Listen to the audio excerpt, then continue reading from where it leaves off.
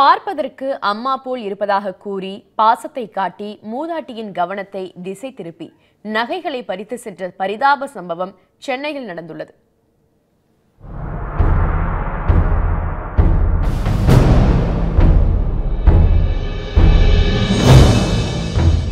சென்னை தேனாம்பேட்டை வன்னியபுரம் வீட்டு வசதி வாரிய குடியிருப்பில் வசித்து வருபவர் ஜானகி.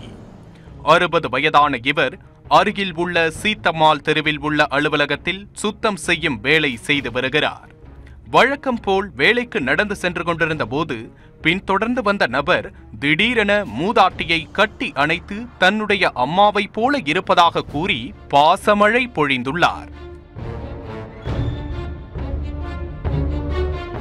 பார்ப்பதற்கு சாமி போல் இருப்பதாக கூறி காலில் விழுந்து ஆசிர்வாதம் வாங்கிய அந்த நபர் மூதாட்டி அணிந்திருந்த நகை தனது அம்மா அணிந்திருக்கும் நகை போல இருப்பதாகவும் அந்த நகையை தருமாறும் கேட்டுள்ளார்.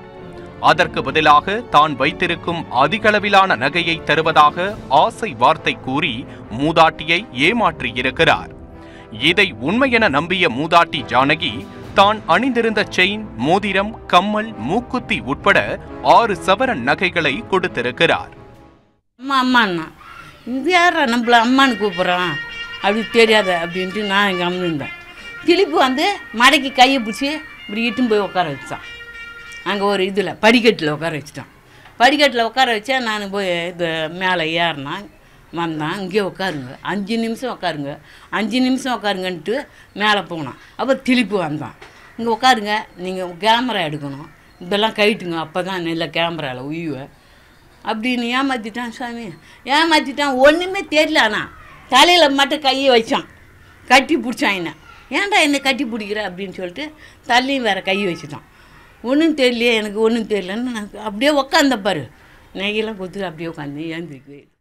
சாதுரியமாக நகையை வாங்கிக் கொண்ட அந்த நபர் மீண்டும் தனது வசீகர பேச்சால் மூதாட்டியிடமிருந்து செல்போன் மற்றும் 40 ரூபாய் பணத்தையும் பறித்திருக்கிறார்.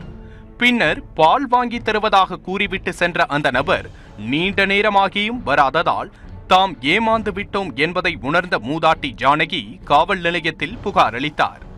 கவனத்தை திசை திருப்பி கொள்ளையடித்த கொள்ளையனின் காட்சிகள் அந்த பகுதியில் பொருத்தப்பட்டிருந்த கண்காணிப்பு கேமராவில் பதிவாகியுள்ளது. இந்த காட்சிகளை கொண்டு தப்பியோடிய கொள்ளையனை போலீசார் தேடி வருகின்றனர். வயது முதிர்ந்த காலத்திலும் வேலைக்கு சென்று பிழைப்பு நடத்தி வரும் மூதாட்டி ஜானகி கொள்ளையனிடம் நகையை பறிகொடுத்துவிட்டு தவித்து வருவது பரிதாபத்தை ஏற்படுத்தியுள்ளது. நியூஸ் 18 செய்திகளுக்காக ஒளிப்பதிவாளர் ஜெய்கண்ணனுடன் செய்தியாளர் கோகுல்.